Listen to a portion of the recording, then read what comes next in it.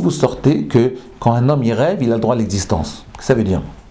Et aussi, comment ça marche? Alors, je vais vous le dire en deux minutes, je vous réponds à ça. Regardez, c'est très simple. À Yosef. Quand on fait les mitzvot, c'est très bien, on a un salaire. On vit le présent, c'est très bien aussi.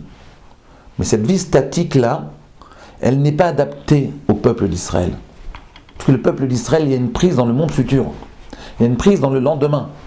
Contrairement à l'Occident qui n'a une prise que dans le monde d'aujourd'hui. D'accord?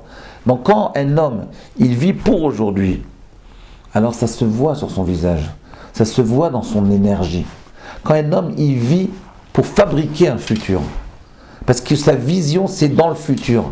C'est pour lui-même, pour ses enfants, pour faire grandir le peuple d'Israël. Eh bien, son énergie, elle se transforme. Ça devient une énergie de dynamique. Son visage, il prend de l'allure. Son visage, il sourit. Il prend de l'énergie. Cette dynamique-là, c'est ça qui le fait vivre. Et ça, c'est vrai au niveau individuel, mais c'est également au niveau collectif, de du peuple juif dans son ensemble. Par contre, quand vous vivez sans but réel, votre visage, il s'assèche. L'énergie, elle disparaît. C'est comme ça que ça fonctionne. C'est-à-dire que le peuple juif, dès qu'il est dans une dynamique, il est dans un mouvement de sourire, de rire, de grandir, d'élévation.